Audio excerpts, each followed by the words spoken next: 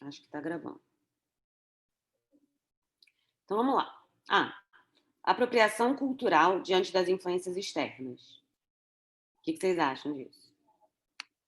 Se vocês acham, se vocês têm alguma opinião. Ou não acham nada, não sei também.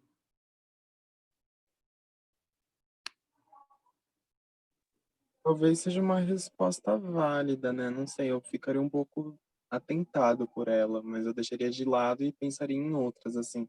Mas é uma questão que puxa bastante atenção.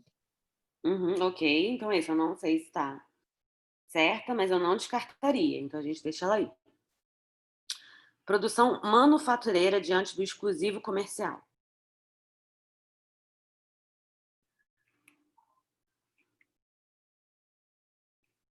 Alguém sabe? Pessoal, eu vou dar uma dica para vocês, tá? Não sei se vocês estão anotando aí. Não havia produção manufatureira na colônia brasileira, tá? Não podia. O Brasil só exportava matéria-prima. Então, se aparecer uma questão sobre colonização e se apareceu a questão de manufatureira, tá errado. Tá? Manufatureira, não sei se todo mundo conhece esse termo. A palavra originalmente quer dizer coisas que a gente faz à mão, né? Manufatureira. Porque antigamente não havia indústria, né? Então, se eu fosse fazer assim, o algodão ele é a matéria-prima, a roupa é uma manufatura, né? Eu pego o algodão e eu costuro uma roupa, o algodão, a lã, né? A madeira é a matéria-prima e a mesa é a manufatura, é um móvel que eu faço com essa madeira. Hoje em dia, é claro que o que a gente chama de manufatura não é feito à mão, né? Mas naquela época era. E no Brasil era proibido, né? Em qualquer colônia europeia era proibido. Então, essa aqui tá errada, tá bom? Porque não podia ter produção manufatureira na colônia brasileira. Então, talvez a A, vamos lá para C. Insubordinação religiosa diante da hierarquia eclesiástica. O que vocês acham dessa? Eu posso arriscar? Claro, o que você pode falar? Eu acho que em nenhum momento ele falou em relação à religião, então poderia descartar. O que você falou? Repete para mim, desculpa, falei um pouquinho aqui. Eu acho que em nenhum momento ele chegou a falar de religião, né? Então talvez essa daí eu descartaria. Isso é bem legal. Como é seu nome? Eu não tô vendo aqui. Lucas. Lucas. Obrigada, Lucas. É muito boa essa sua resposta. A gente pediu por dois caminhos aqui. Um deles era pensar que em nenhum momento da história de Minas, do que a gente estudou, do que vocês têm estudado, aparece algo de insurreição religiosa, né? E um outro caminho que o Lucas fez, gente, que é muito bom, é pensar que o documento não falou nada sobre isso, né? Então é bem pouco plausível, né, que isso seja uma questão. Porque talvez o documento tivesse mencionado algo religioso, né? Então possivelmente não. Não sei se é a A, mas a gente está na dúvida. A B não é por conta da produção manufatureira. A C está muito pouco provável, tá? Vocês podem, gente, na prova, o caderno de. Eu vou deixar bem claro aqui que eu acho absurdo que essa prova esteja acontecendo no meio da pandemia. Acho importante que vocês estejam aqui estudando para ela, assim, mas acho que é bem ruim que o governo esteja mantendo a data da prova. Mas vocês vão ter um cartão que é de vocês, que vocês não precisam devolver, que vocês podem escrever o que vocês quiserem. Para mim, e aí isso é muito pessoal, ajuda a fazer essas anotações, tá? Então, assim, escrever aqui do lado, não sei. Essa parece que não, tá? Naquele caderno que é de vocês, usem como for ficar mais claro para vocês, tá? Então, a C poderia fazer essa anotação. Olha, o documento não fala nada sobre isso. Isso é muito pouco provável. Mas vamos lá, a D. Fiscalização estatal diante das particularidades econômicas. O que vocês acham dessa? Vocês sempre podem dizer que vocês não acham nada, tá? É só uma.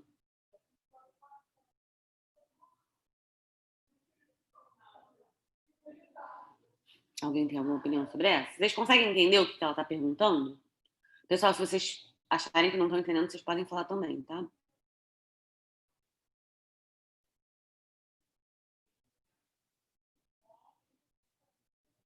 Você pode explicar a B, por favor? Sim, posso. Então, a fiscalização estatal seria, de fato,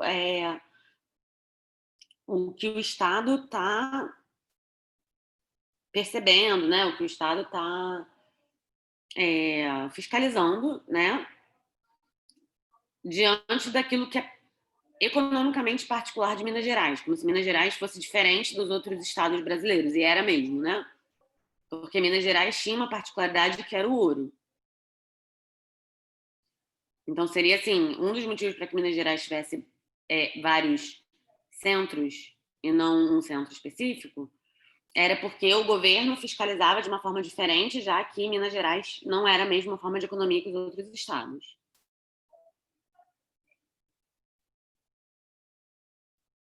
Né? Deu para entender ou não? Sim, sim. O que vocês acham, então, dessa?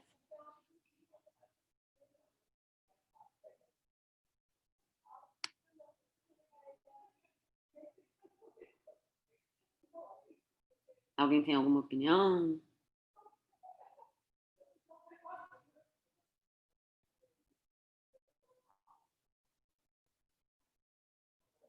Tá, vamos deixar essa aqui, tá?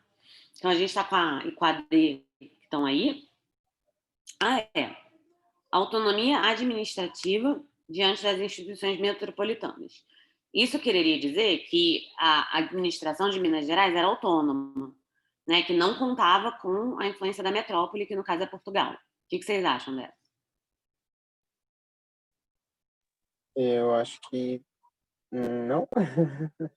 Não, né? A gente sabe que é isso. Não é que não tem nenhum estado autônomo. Todos os estados eram super fiscalizados por Portugal, tá? Então a E não. Então a A gente sabe que E, a B ela e a E não, tá? contradiz. Desculpa, fala de novo. A E, ela meio que contradiz a última alternativa, né? A D. As duas meio que se contradizem, né? Se a gente Exato. for fazer uma comparação. E aí a gente ficou com a A e com a D, tá? E aí eu acho, pessoal, que é uma questão de... isso é claro que essa é a resposta que eu sou professora de história. Mas é só pensar nessa lógica que o Lucas falou mesmo. Né? Eu vou olhar para o documento e olhar para as questões. O documento está falando alguma questão de apropriação cultural? O documento está falando de cultura? Né? É uma resposta que faz sentido, sim. Mas o documento não está falando muito de cultura. Né? Ele está falando realmente de fiscalização, de Estado, de governo. Tá? A resposta é a D. A gente poderia ter uma aula toda sobre isso, sobre cada assunto, né? Mas, bom, se eu for contextualizar essa resposta, eu vou dizer para vocês o seguinte: Minas Gerais teve uma produção econômica que nenhum outro estado teve, que foi a produção de ouro. Então, era uma particularidade econômica. Né? Não teve isso no Sudeste, não teve isso no Nordeste, não teve isso no Sul. Quer dizer, o Sudeste, Minas Gerais faz parte do Sudeste, né? Não teve isso em Rio e São Paulo. Né? Não teve isso em nenhum outro estado. Então, era uma particularidade econômica. E exatamente por conta dessa particularidade, eles tinham que ter um fiscal em cada cidade. Não dava para ter um centro específico, tinha que ter vários centros. Porque senão as pessoas roubavam o ouro, faziam uma forma de traficar o ouro. Tá? Então, é a D. Mas mesmo que você não soubesse a resposta, o que eu estou querendo mostrar para vocês aqui hoje é que dá para a gente chegar nela através da leitura da questão.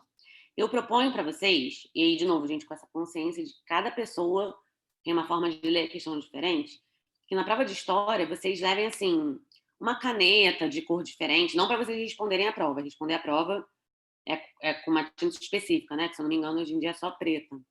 Não sei mais se pode ser azul ou preta, né? Mas se vocês tiverem uma caneta vermelha para o caderno que é de vocês, não que vocês vão entregar a resposta, né? Que vocês possam sublinhar, que vocês possam fazer anotação na questão. Não dá para fazer a prova de história correndo, tá? E aí dá para a gente chegar na resposta certa, tá? Que no caso aqui vai ser a D. Vamos para a questão 2. Alguém quer falar alguma coisa sobre a questão 1? Fazer alguma pergunta?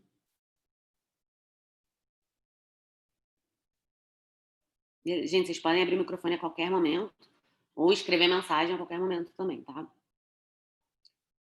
No aniversário do primeiro decênio da Marcha sobre Roma, em outubro de 1932, Mussolini irá inaugurar sua Via dell'Império, a nova via sacra do fascismo, ornada com estátuas de César, Augusto, Trajano, servirá ao culto do antigo e à glória do Império Romano, e de espaço comemorativo do ufanismo italiano. Às sombras do passado recriado, ergue-se a nova Roma, que pode vangloriar-se e celebrar seus imperadores e homens fortes. Seus grandes poetas e apólogos como Horácio e Virgílio. Beleza, li esse documento, caramba, Carla, sei lá do que ele está falando. Gente, lembrar, qual que é a função do documento? Ele vai me dar a época que eu tô no século XX. Quando eu faço isso, vocês veem que eu fiz, gente, quando eu sublinho alguma coisa? Vocês conseguem ver?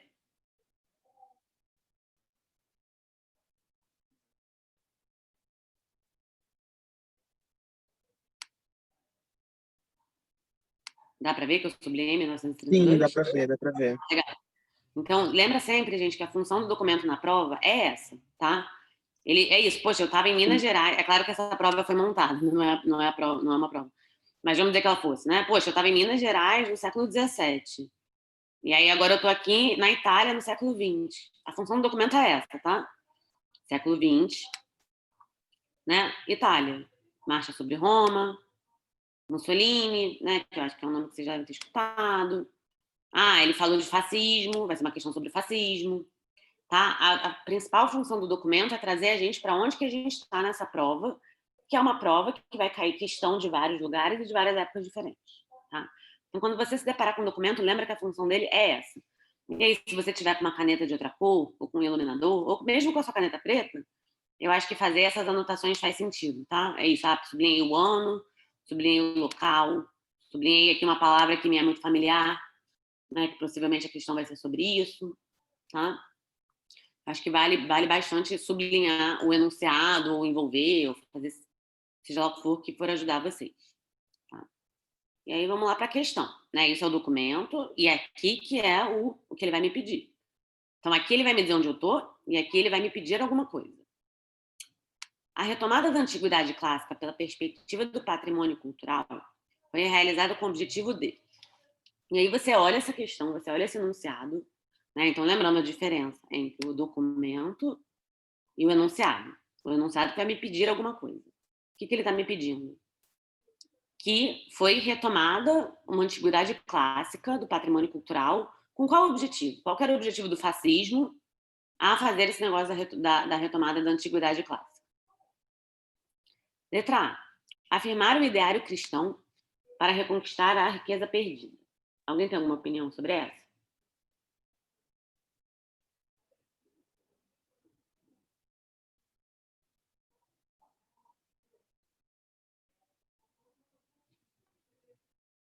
Não, beleza. Então vamos deixá-la aí. A gente não sabe.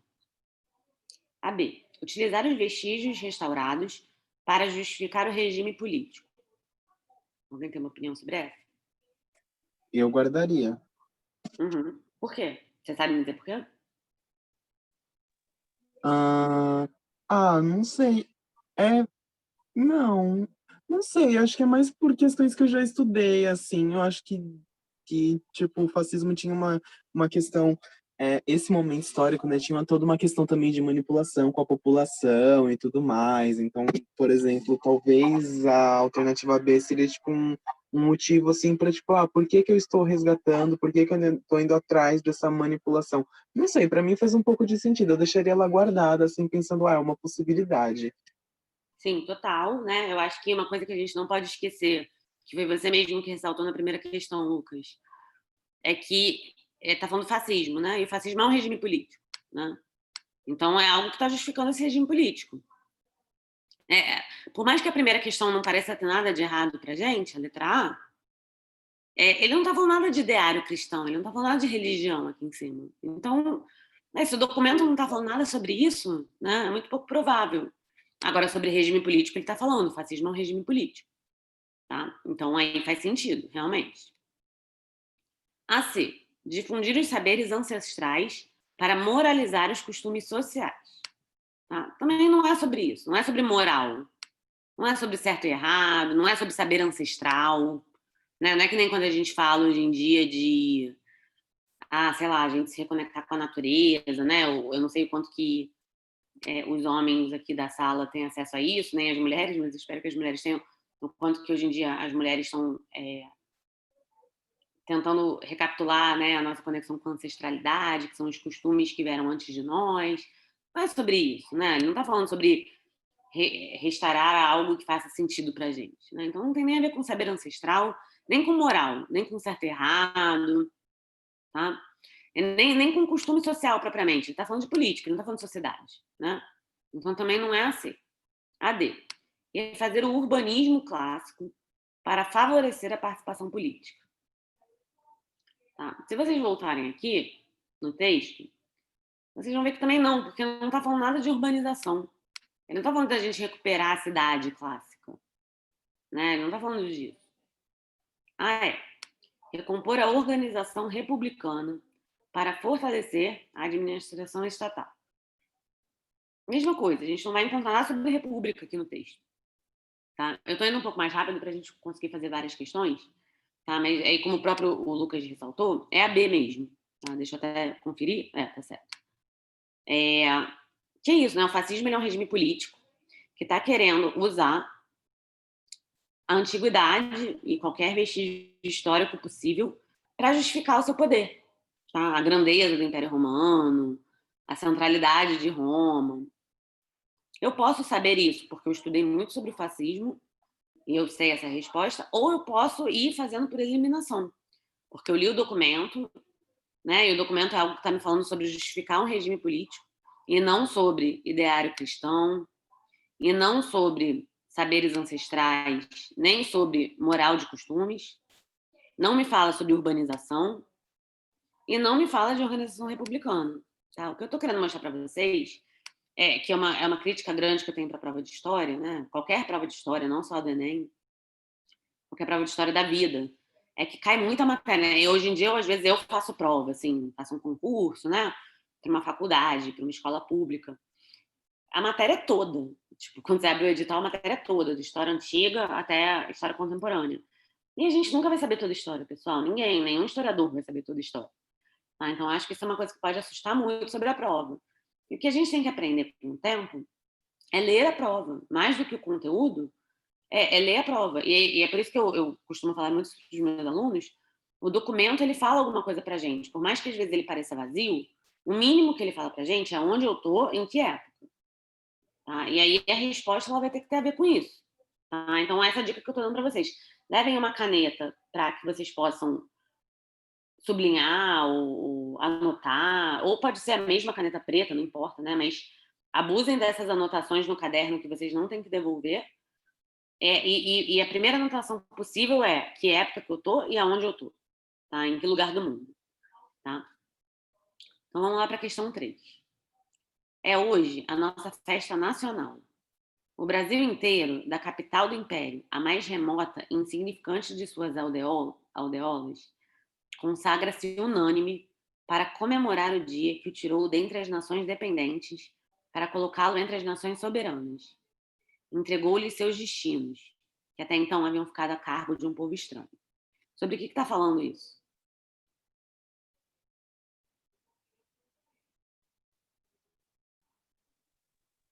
Os portugueses no Brasil? Os portugueses no Brasil. Nossa festa nacional. O Brasil. Então, assim, é isso. Lembra de sublinhar, né? Festa nacional, Brasil. Então, eu estava em Roma no século XX, agora eu estou no Brasil. Estou no Brasil Império, né? Ou seja, eu estou no século XIX, estou 1800 e alguma coisa, tá? Então, vocês vão sublinhar essas coisas que vão te trazer aonde eu estou e aonde e quando eu estou. Tá? Então, eu tô no Brasil Império, século XIX e Brasil, né? E ele está falando sobre a independência, né? O dia que tirou o Brasil de uma nação dependente para uma nação soberana. Ou seja, o Brasil não depende mais de ninguém, o Brasil é independente. Então, possivelmente, vai ser uma questão que vai perguntar. Eu não li isso ainda também, não, tá? Eu separei 2 provas aqui para vocês e tô lendo junto com vocês. Né? Então, é uma questão que vai perguntar para a gente sobre a independência do Brasil. Então, vamos lá. Então, lembra, o documento vai me dizer quando e aonde. E é aqui que vai me pedir o que ele quer de mim. Então, aqui eu vejo onde eu tô e quando eu tô, e aqui o que você quer de mim. Tá? Então, eu tô no Brasil, Império, eu tô no Brasil no século XIX, e vamos lá, o que você quer de mim sobre o Brasil do século XIX? As festividades em torno da independência do Brasil marcaram nosso calendário desde os anos imediatamente posteriores ao de setembro de 1822. Essa comemoração está diretamente relacionada com. Então é isso, né? Ele está falando das festas de independência do Brasil e quer saber alguma coisa sobre essa comemoração da independência. Com o que essa comemoração da independência está relacionada? Letra A construção e manutenção de símbolos para a formação de uma identidade nacional. A gente chegou a falar sobre isso nas nossas aulas. O que eu nunca tenho certeza é se todo mundo estava nessas aulas, todo mundo que está aqui hoje, né? Mas para quem estava nas aulas que eu cheguei a dar no ano passado, aliás, nem dei feliz ano novo para vocês, gente, desculpa. Feliz ano novo, que seja mais leve. Mas isso apareceu, a gente estudou bastante a independência do Brasil, né? Aí eu não sei se alguém que está aqui tem alguma questão sobre isso.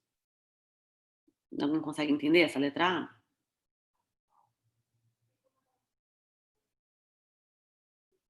Se não, beleza, vamos deixar ela aí. A festa de independência está relacionada ao domínio da elite brasileira sobre os principais cargos políticos?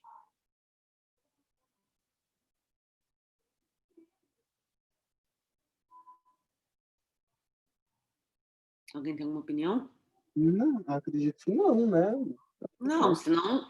Olha o que ele está falando aqui no documento para a gente. Olha como o documento ele é importante para a prova.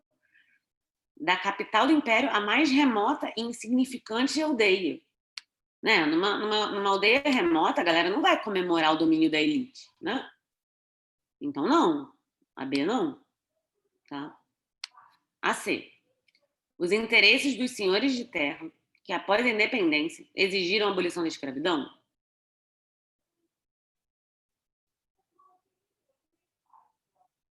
Ele não chega a falar sobre isso, né? Ele não fala sobre isso. Além disso, para quem lembra dessa matéria de Brasil Colônia, Brasil Império, os grandes senhores de terra não queriam a abolição, né? Porque para eles a mão de obra escrava era muito vantajosa. Eram terras muito grandes que exigiam um trabalho muito intenso e eles queriam manter a escravidão. Então também essa questão está errada por vários motivos. A C, tá? Então a C não é. A D. O apoio popular às medidas tomadas pelo governo imperial para a expulsão de estrangeiros do Brasil, do país.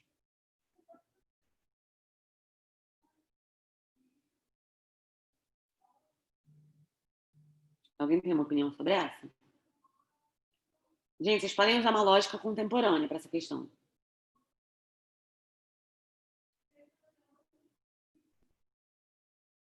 Vocês acham que essa questão faz sentido?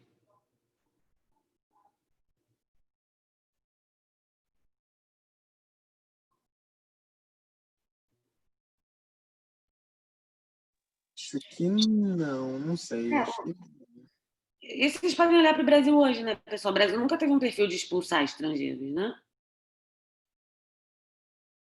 Assim, nunca aconteceu isso aqui. Não. Até hoje, né? Acho que depende muito também de quem é o estrangeiro, né? Porque se a gente for pensar no europeu, a gente vai ter até uma visão de, estamos venerando os europeus e não sei o quê. Enfim. Exato, né? Então é isso, não faz muito sentido a gente pensar no Brasil expulsando os estrangeiros. Sei lá, talvez se a gente tivesse falando dos argentinos, a gente já travou guerra com a Argentina, ou dos paraguaios, porque a gente também já teve guerra com o Paraguai, mas não é um caso de uma guerra aqui, né? Então o Brasil não tem muito perfil de expulsar estrangeiro, pelo contrário, como o Lucas está falando, né? A gente até tem essa cultura de achar que os estrangeiros são melhores, né? Que é uma cultura errada nossa, que eu espero que a gente consiga, enfim, melhorar. Mas não faz muito sentido a letra D. A consciência da população sobre os seus direitos adquiridos posteriormente à transferência da corte para o Rio de Janeiro. O que vocês acham dessa?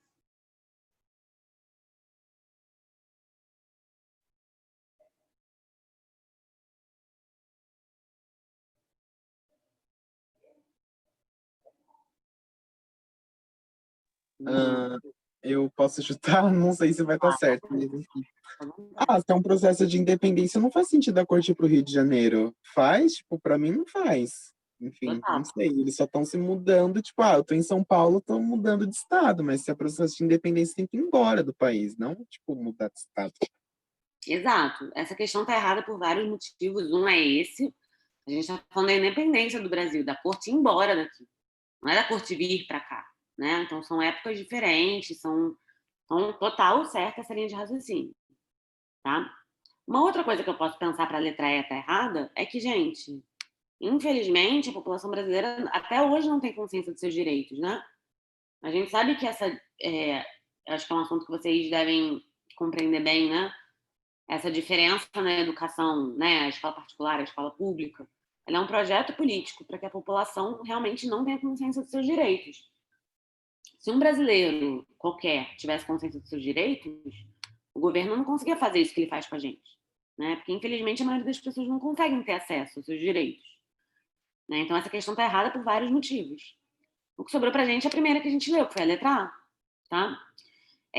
Geralmente, quando vocês forem ter uma questão sobre independência, qualquer festa nacional, pode ser no Brasil, pode ser em Roma, pode ser, sei lá, em Jerusalém. Quando a gente vai falando de alguma coisa nacional, tem muito a ver com a construção de símbolos e a formação de uma identidade. Tá? Então, alguém que tem muito conhecimento histórico, né, ou sabe muito sobre a história do Brasil, poderia ter ido na letra A de primeira. Mas, se eu não sei, porque é muita matéria e eu não lembro especificamente desse assunto, eu posso passar letra por letra e entender que as outras estavam erradas. Às vezes, gente, vocês não vão conseguir achar erro em todas. Vocês vão ficar com duas na dúvida. Mas é menos pior ter dúvida em duas do que ter dúvida em cinco. Tá? E aí vocês podem depois refletir sobre essas duas. O que a gente fala muito, né? Acho que qualquer professor de história, sobre o documento que aparece na questão ser muito importante, é porque o documento vai te ajudar. Ele não vai te dar resposta, não tem uma cola no documento, mas ele vai poder te ajudar, né? Então, por exemplo, ele ajudou a gente quando ele fala isso, né? Ah, desde a capital do império até a aldeia mais insignificante e remota. Na aldeia mais insignificante e remota, ninguém vai estar celebrando o domínio da elite, né? A galera vai estar celebrando outra coisa, não que a elite domina a gente. Né? Uma pessoa da população não vai estar celebrando que ela é dominada. Tá? Então, o documento ele sempre vai dialogar com a questão. Tá? Então, é essencial que vocês leiam ele. A resposta realmente é a letra A. Tá? É engraçado que ele explica aqui, né? Ele explica porque está errado as outras. Vamos fazer mais umas duas aqui. Gente, alguém quer perguntar uma coisa? Alguém quer que mude o esquema da aula também? Vocês podem. Alguém tem uma dúvida sobre algum assunto específico? Se tiver, é só falar, tá? Se o que eu estiver falando não estiver fazendo sentido para vocês também. Questão 4. Para o Paraguai, portanto, essa foi uma guerra pela sobrevivência. De todo modo, uma guerra contra dois gigantes estava fadada a ser um teste debilitante e severo para uma economia de base tão estreita. Lopes precisava de uma vitória rápida. E se não conseguisse vencer rapidamente, provavelmente não venceria nunca. Caramba, Carla, não sei do que está falando. Está falando do Paraguai. Então vamos lá pegar nossa canetinha aqui que a gente levou. Sublinhar Paraguai. Aí eu posso ver sempre a fonte. Aqui, guerra, tem uma guerra rolando. Nunca estudei sobre a Guerra do Paraguai. Paraguai, guerra. Eu posso pegar sempre aqui a fonte também que ele está escrevendo, né? Independência, a Guerra do Paraguai. Eu posso sublinhar aqui na fonte também. Independência, Guerra do Paraguai. História da América Latina, da independência até 1870, ou seja, não é depois do século XX, não é depois do século XIX. Tá? Então, eu estava lá no Brasil Imperial, agora eu estou no Paraguai, numa guerra, né? Aqui também no século XIX. Tá? E aí, então esse é o documento. O documento me trouxe, vamos lembrar para as duas regras. O documento me trouxe para onde, no Paraguai, e para quando. Né? E aí, de acordo aqui com a fonte, eu vi que eu devo estar no século XIX. Né? Beleza. Estou no Paraguai no século XIX, numa guerra. O que o enunciado está pedindo de mim? Na Guerra do Paraguai, a Guerra do Paraguai teve consequências políticas importantes para o Brasil. Por quê? Então, ele está me dando uma afirmação. Tiveram consequências importantes para o Brasil. Por que essas consequências foram importantes para o Brasil? Né? Por que isso foi possível? Então, é isso que o enunciado quer de mim. Letra A. Representou a afirmação do Exército Brasileiro como um ator político de primeira ordem. Alguém sabe alguma coisa sobre isso?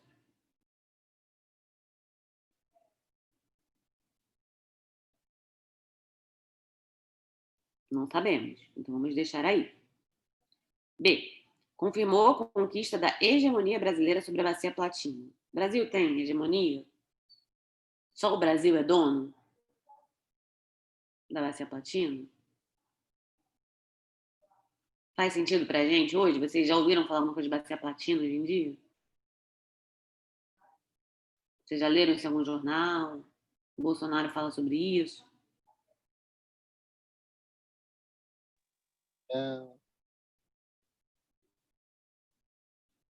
Não faz, nunca ouvi falar. Então o Brasil não tem hegemonia. Se o Brasil tivesse, eu já tinha ouvido falar. Né? Não, não tem. Nunca ouvi falar que o Brasil tinha hegemonia sobre esses platinos, nem nada do tipo. C. Concretizou a emancipação dos escravos negros. Vamos voltar para a data. Os escravos foram libertos até 1870?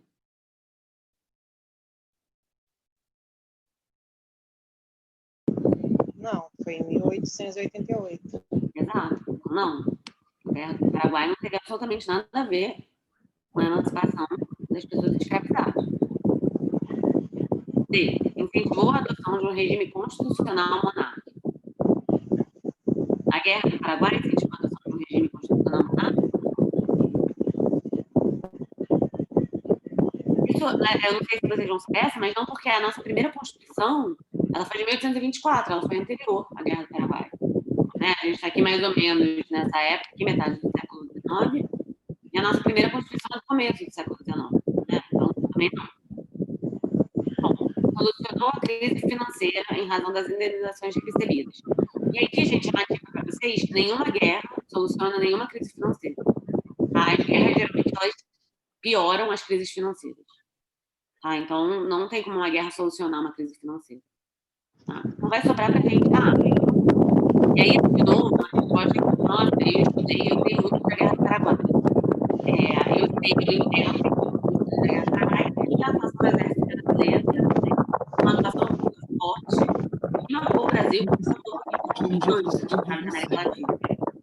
Agora, se eu continuar sobre a Guerra do Paraguai, ainda assim eu consigo chegar nessa resposta, tá? Através de diálogo com o texto, né? Observação das datas. Tá? Não estou falando para vocês que é fácil, estou falando que é possível. É claro que é sempre muito melhor que vocês saibam os conteúdos, né? Mas é isso, o que eu estou querendo passar para vocês é que possivelmente vocês, nem eu, né? O que eu falei para vocês quando eu faço uma prova de história para uma universidade ou para um concurso, eu não tenho condição de eu saber todos os conteúdos, porque eu não tenho como ser uma pessoa que sabe toda a história antiga, toda a história moderna, toda a história contemporânea. Gente, ninguém sabe isso, tá? Ninguém.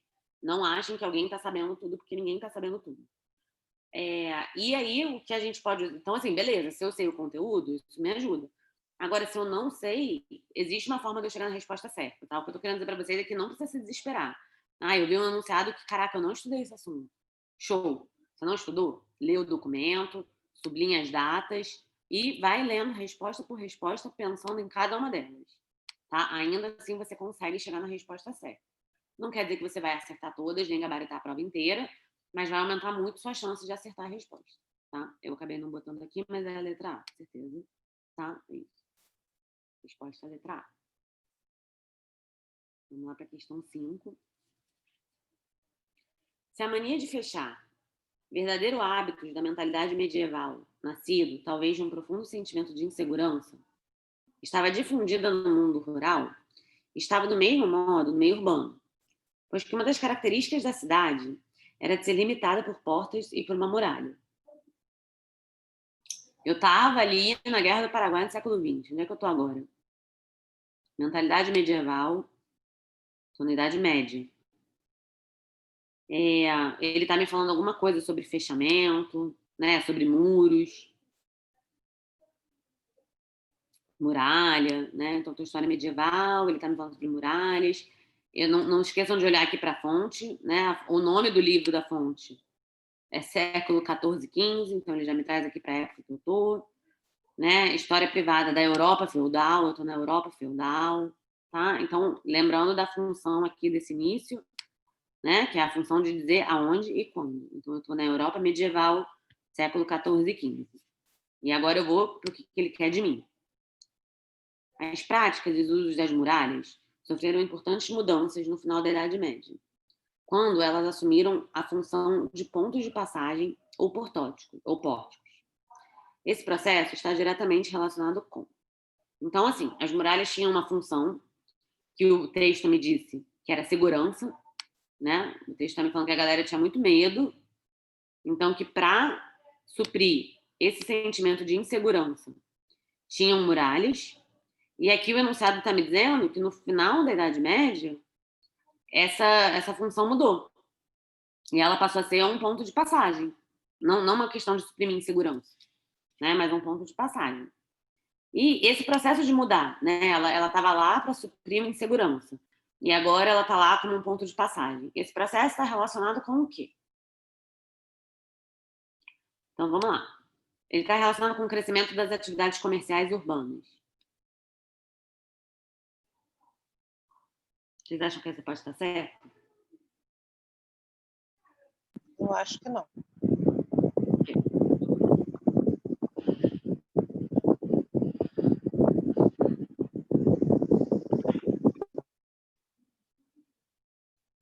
Então, é isso. Posso achar que não, posso observar aqui, tá? Passou a ser um ponto de passagem por conta da migração de pessoas, camponeses e artesãos? Vocês podem pensar Não. hoje em dia. Não, hoje em dia, um dos principais motivos para a gente, infelizmente, e eu discordo muito disso, fechar as fronteiras é exatamente porque as pessoas migram, né? E os países não querem qualquer migrante aqui dentro, né? É isso, quanto mais gente entra, mais inseguro fica para algumas pessoas. Pode ser uma insegurança econômica, pode ser uma insegurança religiosa, pode ser uma insegurança, de fato, física, né? Porque, não sei se a pessoa que entrou aqui quer matar todo mundo, né? Então, a migração ela nunca vai ser um motivo de abrir, ela sempre vai ser um motivo de fechar, infelizmente, né? C. Expansão de parque industrial e fabril.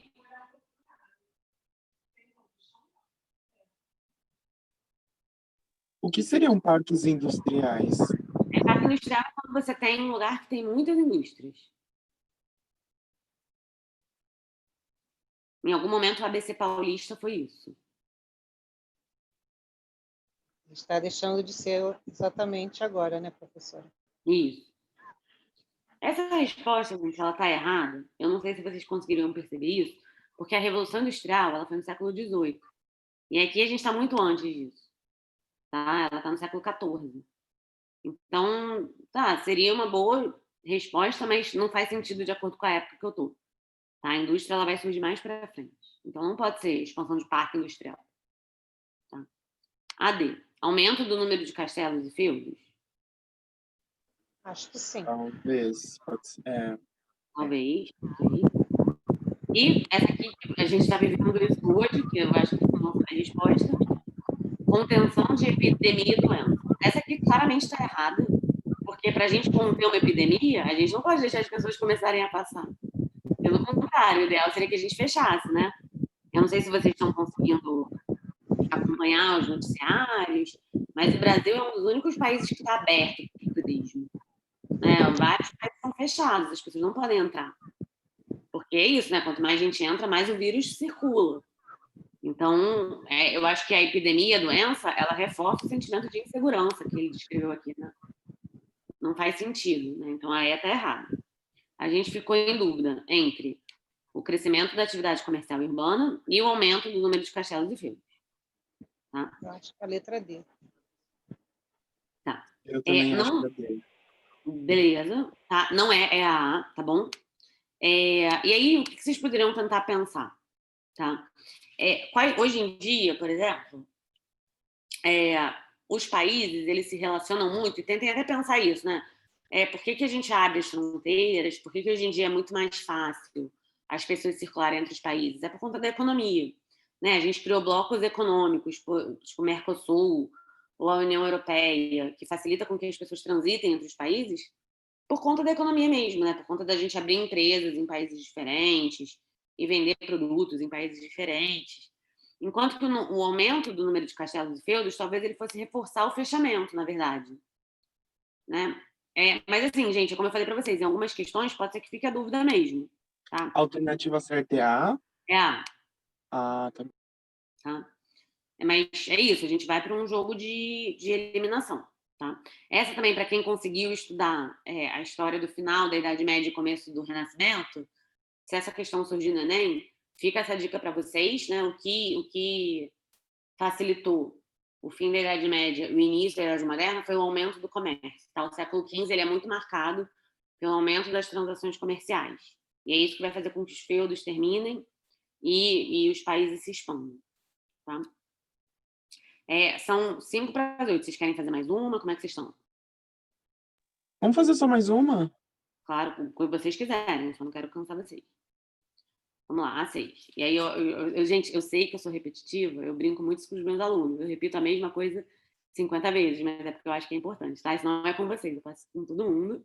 É porque eu acho que é uma forma de reforçar a informação, tá? Então, vamos lembrar que o que aparece no começo de uma questão de história é um documento, e o documento ele vai levar a gente para quando e aonde, tá? Essa é a função. Então, vamos lá. Aqui tem 2 documentos, tá? Tem um texto 1, que tem uma fonte, e tem o texto 2, que tem outra fonte. E tem 3, olha, tem o texto 3 aqui, tem 3 documentos.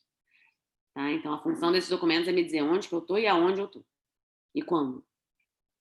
Então, vamos lá, o texto 1. Eu posso só perguntar uma coisinha? Conta Antes se da você gente quiser. começar? Por exemplo, vamos imaginar que a gente no primeiro assunto está falando, sei lá, da Idade Média. Aí depois a gente está começando, sei lá, a gente está na Idade Média e a próxima questão é sobre, sei lá,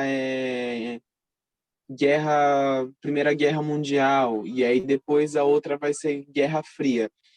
Por exemplo, é capaz de, por exemplo, numa prova, hipoteticamente dizendo, tipo, cair 2 questões de Guerra Fria, por exemplo, tipo, o mesmo período? Tipo, ter 2 questões de Era Vargas espalhado na prova ou não? Só, tipo, vai ter uma, assim, para representar cada período. Isso é bem raro, tá?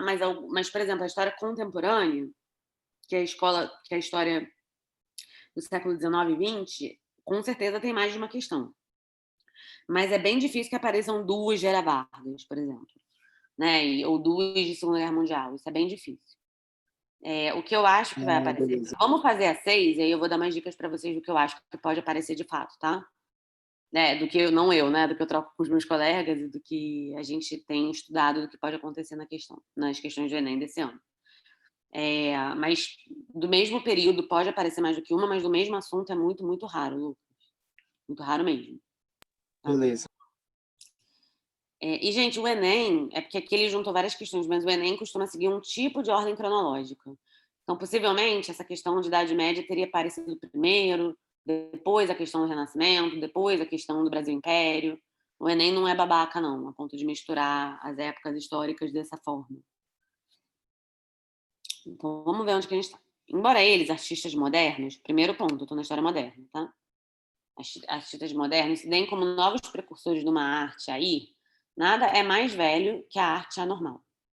De há muitos, já que a estudam os psiquiatras em seus tratados, documentando-se dos inúmeros desenhos que ornam as paredes internas dos manicômios.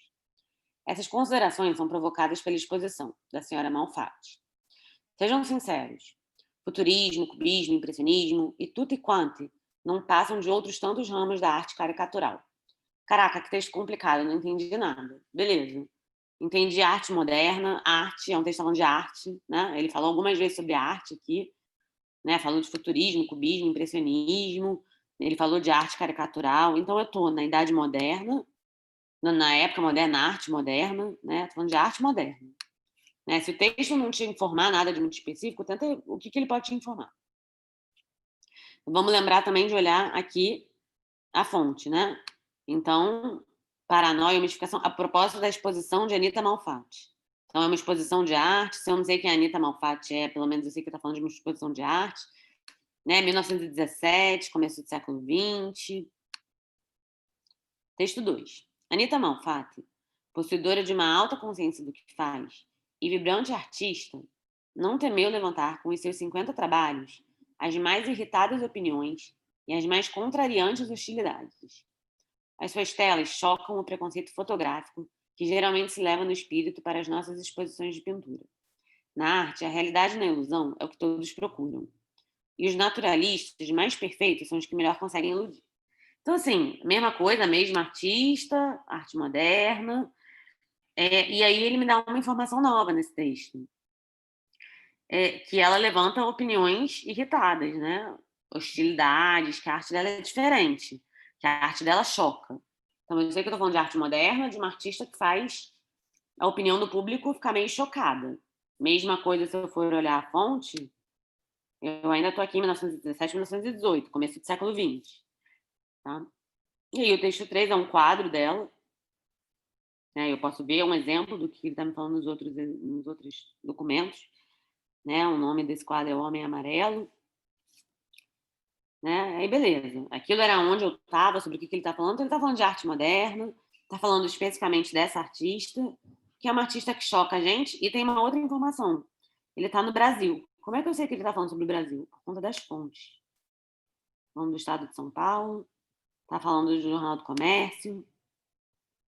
Ele também traz outra informação, né? Pelo menos eu li dessa forma, que é tipo um pouco de... Eu não sei, eu senti um certo tom de preconceito, assim, em relação aos artistas, em relação a ela. Então, tipo, a gente já consegue se situar mais ou menos que, tipo, que período mais ou menos a gente tá pensando que, tipo, as pessoas têm preconceito em relação à arte, entendeu? E que, tipo, que público que tá falando disso.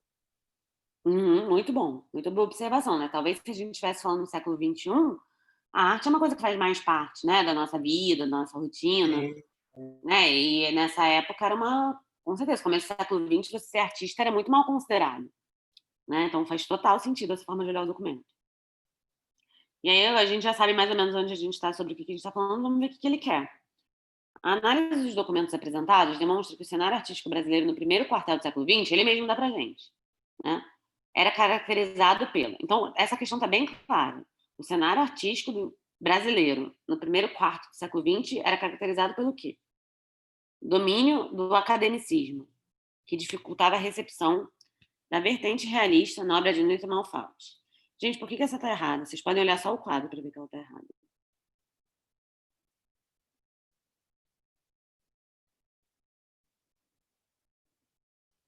O próprio quadro diz para a gente que essa resposta está errada.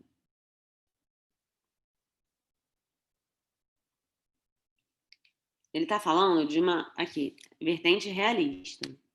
Vertente realista é quando um quadro mostra para a gente exatamente aquilo que ele está pintando. Né? Isso aqui não é um homem, ele não tem os traços, né? De fato, reais. Então, ele não é um quadro realista. Tá? Isso é uma coisa que vocês podem perceber. Tá? Outra questão, quando a gente fala de domínio do academicismo, a gente está falando muito da teoria, discussão de professores universitários, que não era o que acontecia nessa época da arte moderna. Tá? Não tinha muito uma arte acadêmica ainda. Hoje em dia você pode fazer faculdade de belas artes, se você quiser. Nessa época você não ia para a faculdade estudar arte. Né? Você talvez pudesse fazer isso na Europa, no Brasil não. Né? Então tem algumas coisas que dizem para a gente que isso não está certo. E a outra questão, eu falei para vocês olharem o quadro para ver que não é uma expressão realista, mas se vocês forem ler isso aqui, né, as pessoas ficam irritadas com as telas dela, né? As telas dela chocam. Se fosse uma interpretação realista, não iria chocar, né? É uma interpretação realista. Eu estou vendo uma imagem, eu estou pintando ela. A Né? Aquilo gente não pode deve dizer que é chocar. um quadro caricato ou não? Não tem nada a ver. Pode, pode. É um quadro caricato, mas não é realista. O realismo é aquilo que expressa o que existe. Né? Ela está expressando outra coisa. Esses traços dela não são reais, né? São traços triangulares. Vamos lá. A B. A dissonância entre as vertentes artísticas que divergiam sobre a validade do modelo estético europeu. Ok, não tem nada me dizendo que essa questão está errada, mas também não tem nada me dizendo que ela está certa. A C. Exaltação da beleza e da rigidez da forma, que justificam a adaptação da estética europeia à realidade brasileira. Essa está errada também, claramente. Tá? Porque, de novo, se a gente olhar o quadro, não tem mais exaltação nem da beleza e nem da rigidez da forma. Ela está dando uma outra forma para isso, que não é uma forma real, né? E, de novo, gente, vamos pensar que se ela chocou uma galera, não é porque ela estava exaltando a beleza. Né? Tudo que é belo não choca ninguém. Né? Se ela chocou, é porque ela está fazendo uma coisa que não tá maneira, né? Não tá bela, vamos dizer assim. A D. impacto de novas linguagens estéticas, que alteravam o conceito de arte e abasteciam a busca por uma produção artística nacional. O que vocês acham?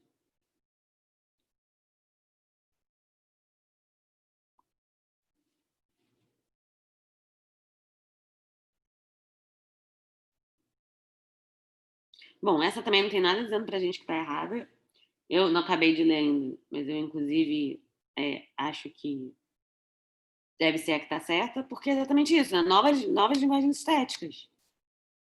Né? Ela tem um formato que está chocando, ela tem um formato que eu estou vendo nesse quadro dela, que é um formato novo. Né? Isso, eu tô entendendo que é um homem, tô entendendo que a expressão dele, mas ele não é real ao mesmo tempo. Né? É uma linguagem estética nova que ela está usando aqui. E influência dos movimentos artísticos europeus de vanguarda, que levavam os modernistas a copiarem suas técnicas e temáticas. Talvez para vocês identificarem essa, vocês teriam que entender um pouco realmente aqui dessa questão, que é sobre a Semana de Arte Moderna no Brasil, e que ela tinha a ver exatamente com expressar uma arte brasileira e não europeia. Tá? Então, se por acaso aparecer algo sobre arte moderna no Brasil, toda a intenção era ter uma arte brasileira, tá? Que ela não fosse europeia. Então a D está errada também. Desculpa. A gente acabou ficando entre a A e a D, né? Como eu falei para vocês, não tinha, né? Nenhuma vertente. Não, desculpa, a B, né? Que eu falei.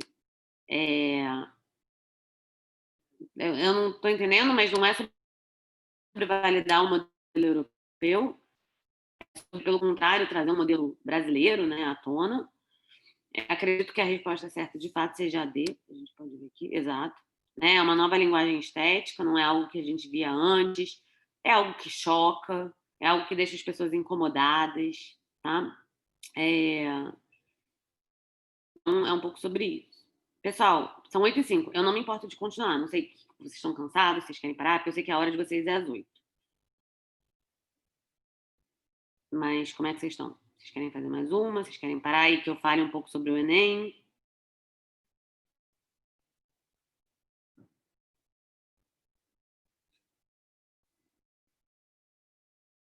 Querem que eu fale um pouco geral sobre o Enem? Se fosse, o que você falaria a respeito do Enem, se fosse para falar sobre isso? Vamos lá. A primeira questão é que a prova do Enem, ela raramente, e é isso, né? Dentre os vestibulares que existem, eu não gosto de nenhum deles, eu acho que a prova do Enem é a que mais faz sentido, tá? Ela faz algum sentido. Como a gente pôde ver aqui, ela traz os documentos que a prova traz são úteis, tá? Ela dialoga com a gente. Não é uma questão de saber o conteúdo decorado, é uma questão de saber interpretar o documento, é uma questão que tem a ver com assuntos sociais da nossa realidade. Essas questões que a gente acabou fazendo aqui são de Enems antigos também, né? Deixa eu ver, 2016, 2013. O Enem do ano passado, ele apareceu bastante com questões atuais pra gente. E eu acredito que desse ano também vai ser. Não quer dizer para vocês que não vai cair uma questão sobre Idade Média, tá? Pode ser que caia, possivelmente vai cair uma questão de uma história que não seja atual. Mas eu espero que apareça. A primeira questão, gente, bastante história do Brasil, tá? Isso é uma tendência. Deve ter, por conta do aniversário de Minas Gerais, deve ter uma questão sobre Minas Gerais específica. E geralmente, quando a gente fala de Minas Gerais, aparece muito a relação do ouro ou da Inconfidência Mineira. E acredito que um assunto que está muito em pauta, que deve aparecer na prova, é sobre o fascismo também. A gente está vivendo um mundo de governos semelhantes, né, a algum tipo de autoritarismo, que alguns historiadores remetem ao fascismo, e eu concordo. Né? Então pode ser que caia alguma questão sobre essa ideologia do fascismo, se vocês darem uma olhadinha, né? O que é fascismo, por que hoje em dia a gente chama esses governos de fascistas. Então essas são as dicas gerais. História do Brasil, alguma questão, acredito, forte sobre Minas Gerais, e fascismo e esses governos autoritários que estão aparecendo hoje em dia, né? Não só no Brasil, mas também nos Estados Unidos, em alguns outros países, infelizmente, também. Pode ser que caia alguma questão falando da influência da rede social nesses governos, né? Então, muita gente que pauta a sua opinião política, o seu voto, em coisas que leu no Facebook ou recebeu pelo WhatsApp, né? Então pode ser que a prova também traga alguma coisa sobre sobre a rede social, né? A influência que a rede social tem na nossa vida. Como vocês podem perceber, ela não é uma questão puramente de história, é uma questão que vai misturar um pouquinho história com sociologia, com geografia, né? Porque a gente fala de governos atuais também, é geografia, né? Então, são essas dicas que eu dou para vocês. E, além disso, o que eu repeti 350 vezes, eu vou repetir uma última aqui antes da prova. Leiam o documento todo, ele é importante, primeiro, para dizer, tá bom, que lugar do mundo eu tô, em que época que eu tô. Tá? E sempre vale, eu sei que a B, a C e a D estão erradas, mas a A e a E eu não sei. Então, eu vou ler a A e vou voltar no documento, e eu vou ler a E e eu vou voltar no documento. Alguma delas vai ter mais a ver com o documento do que a outra. Tá? E aí, nesse sentido, o documento ajuda muito a gente. Usem e abusem desse caderno que vocês podem escrever, escrevam o que for necessário para vocês. Não precisa fazer sentido, ninguém vai ler isso. Tá? Escreve aquilo que para você fizer sentido. Eu acho que essa está certa, eu acho que essa está errada. Eu lembro que eu falei isso. Tá? Escreve porque é muita questão, é muito assunto diferente. Então, tudo que você anota já fica ali. Gente, ela não é uma prova que vocês vão conseguir fazer rápido, então tenham muita paciência. Tá? Tentem pensar que, tipo, eu acho que às vezes bate muito esse desespero, né? De abrir a prova e, é muita coisa, eu não sei. Cara, respira fundo, tá? Quando você pegar e tiver essa sensação, eu acho que vocês vão ter, porque todo mundo tem. Tá, é muita coisa, é desesperador, mas eu tô aqui, eu preciso fazer essa prova. Então, respira e começa a ler questão por questão, porque vocês vão saber fazer, tá? Vocês não precisam ficar com esse desespero inicial, ele passa. Lembra que vocês estudaram, lembra que vocês fizeram esse curso, e fizeram com certeza outras coisas, né? Tenho certeza que vocês devem ter feito questões por fora. Vocês conseguem fazer essa prova. Ela assusta na hora que a gente abre e depois que a gente respira fundo e volta para o nosso centro, a gente consegue fazer ela. E no caso de história, especificamente, história, geografia, né? No caso das ciências sociais, a melhor forma de você ter um melhor desempenho é ler com muita atenção o documento e cada uma das alternativas. Tá? Não acha que porque você sabe o assunto a resposta vai ser fácil. A única forma de saber é lendo questão por questão. Passou 2 horas, estou muito cansado. Beleza, faz o que você precisar fazer. Respira fundo, baixa a cabeça 5 minutos, come alguma coisa, vai no banheiro e volta. Tá? Lembra que é um dia da vida de vocês e que vai passar e que vocês vão chegar em casa à noite e descansar.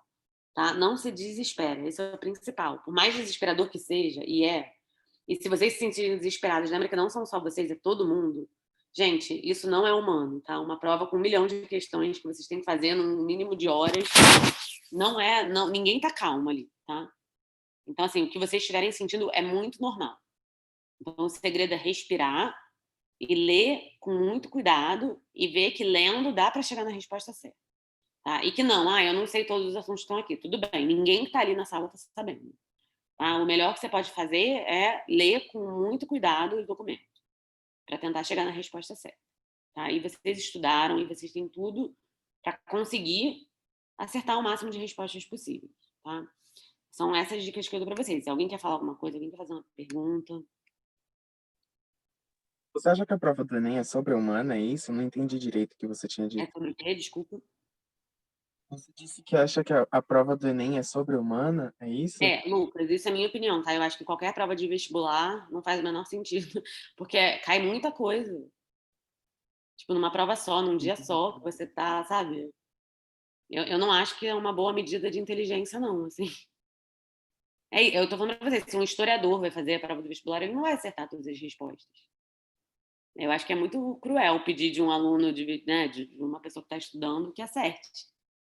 É muita informação, gente. São muitas horas sentado, é muita coisa para ler, é muito difícil, né? E o que eu tô dizendo Tem para vocês, muita não é difícil surpresa só na para vocês, é difícil redação. para todo mundo que está fazendo. Pois é. Acho que o que eu tô querendo dizer para vocês é que se vocês olharem para essa prova e acharem que ela tá muito difícil, não é que ela tá muito difícil para vocês, ela tá muito difícil para todo mundo. Ela é difícil mesmo, tá? Não é que vocês estão sabendo menos, assim, é porque é difícil, muito. Eu vou me lembrar do seu comentário durante a prova, para ficar mais tranquilo. Exato. A tranquilidade, eu acho que assim, é a melhor coisa que vai ajudar vocês nesse momento. E a única forma de atingir a tranquilidade é lembrando que vocês estão fazendo o melhor possível, respirando fundo e tendo paciência. Senhor, ok. Ok? Ai, Pessoal, eu já dei um e-mail algumas vezes para vocês, eu vou botar de novo aqui. Se alguém tiver alguma dúvida específica antes da prova, ou qualquer questão, estou escrevendo aqui no chat. Pode super me mandar um e-mail, tá? Uma mensagem, o que eu puder responder, o que eu puder ajudar. Vocês me avisam, tá bom? Ademais. Ah, não, eu escrevi errado, gente. Não é esse e-mail, peraí. Eu escrevi meu próprio e-mail errado. Aqui. Escrevi meu sobrenome errado. No mais, boa sorte. Espero que corra tudo bem. Espero do fundo do meu coração que vocês passem, porque vocês merecem muito. Tá aqui em janeiro estudando é uma coisa muito, muito, muito grande. amém. Nossa, obrigado. Obrigada. Gente, boa sorte. E me contem depois como é que foi. Ah, pensar que acho que o sentido de tudo isso é pensar que daqui, sei lá, acho que 10, 11 dias a gente já vai, tudo isso já vai ter passado, já vai ter terminado. Ai, sim, com certeza. Vai passar. Obrigado, boa noite. Boa noite, pessoal. Um beijo, boa sorte.